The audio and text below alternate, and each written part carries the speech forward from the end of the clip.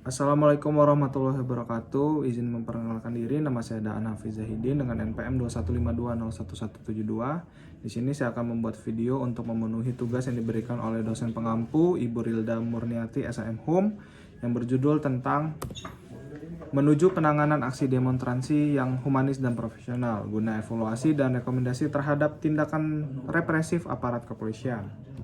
Nah, dalam hal ini memiliki latar belakang masalah, yaitu salah satu aspek yang disoroti etika dan moral berkenaan dengan perilaku perbuatan seseorang adalah pada bidang kerja keahlian yang disebut profesi. Nah, nilai-nilai etika yang tidak hanya milik atau dua orang atau segolongan orang, tetapi milik setiap kelompok masyarakat, bahkan kelompok yang paling kecil yaitu keluarga.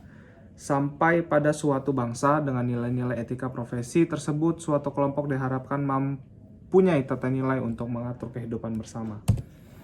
Nah, pada dasarnya demonstrasi merupakan hak konstitusional yang semua orang, sebagaimana hal ini tertuang dalam Undang-Undang Nomor 9 1998 tentang kebebasan berpendapat. Dalam pasal 18 menjelaskan bahwa tindakan yang menghalang-halangi demonstrasi yang dilakukan secara damai diancam pidana 1 tahun penjara.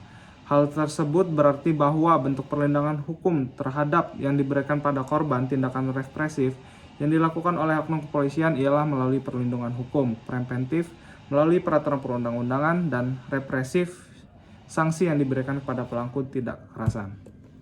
Nah, jadi memiliki dua rumusan masalah. Yang pertama yaitu bagaimana bentuk tindakan represivitas aparat kepolisian terhadap massa demonstrasi.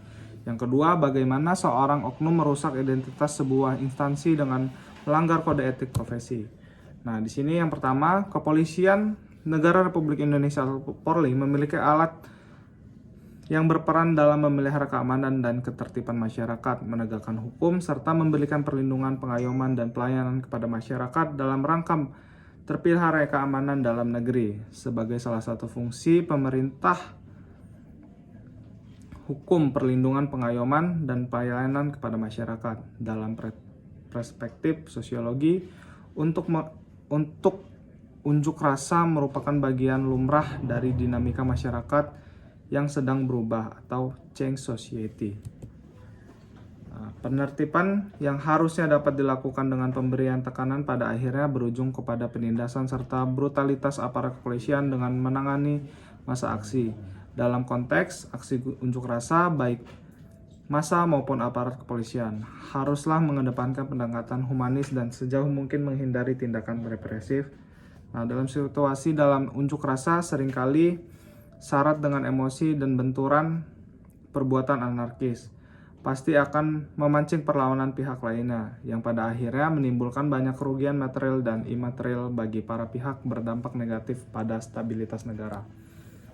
Nah, tugas utama dari aparat kepolisian adalah to protect and serve, untuk melindungi dan melayani masyarakat. Dalam menjalankan tugasnya, Polri memiliki tugas pokok dan wewenang sebagaimana yang diatur pada bab 3 Undang-Undang Nomor 2 Tahun 2002 tentang Kepolisian Negara Republik Indonesia. Undang-Undang Polri sebagai catatan pada pasal 18 Undang EKO dinyatakan bahwa untuk kepentingan umum pejabat kepolisian negara menurut penilaiannya sendiri, namun hanya dapat dilakukan dalam keadaan yang sangat perlu dan memprihatinkan peraturan perundang-undangan serta kode etik profesi kepolisian negara Republik Indonesia. Yang kedua yaitu oknum yang akan berpotensi merusak identitas dari sebuah institusi. Oknum adalah sebuah kata yang sering kita dengar apabila ada sebuah permasalahan yang menyangkut seorang pribadi yang memiliki sebuah ikatan dan institusi tertentu. Penggunaan kata oknum bertujuan untuk memisahkan diri dari seorang, dari suatu lembaga atau institusi tempat dia bekerja atau terdaftar. Bisa jadi perilaku tidak terpuji seorang penegak hukum bukanlah persoalan personal, melainkan persoalan struktural dan kultural. Penggunaan kata oknum di sini berusaha menegaskan bahwa kasus tersebut merupakan persoalan anggota yang bersangkutan. Dalam hal ini berfokus kepada tindakan represif yang hampir selalu terjadi dalam setiap demonstrasi. Upaya pengendalian massa adalah salah satu alibi yang selalu menjadi pembenaran atas tindakan represif yang dilakukan. 7. Represivitas oknum kepolisian dalam berakibatkan fatal identitas dari ITER. Langkah-langkah pencegahan dan solusi yang tepat untuk mencegah terulangnya tindakan represif dan membangun kembali kepercayaan masyarakat kepada kepolisian. Nah, jadi kesimpulan yang dapat kita ambil, tindakan represif pada akhirnya timbul karena kedua belah pihak tidak mampu untuk menahan emosi masing-masing. Polisi sebagai pengayom harus dapat bersikap dan bertindak lebih profesional, bukan malah ikut dan akhirnya menggunakan alat pengaman menjadi sebuah tindakan represif dan dalih pengendalian. Pada akhirnya kata oknum digunakan guna menjaga nama baik kepolisian, padahal pada akhirnya citra polisi yang semakin buruk di mata masyarakat Indonesia. Tindakan represif yang tidak profesional dan tidak sesuai dengan prosedur standar menunjukkan ketidakprofesional aparat kepolisian.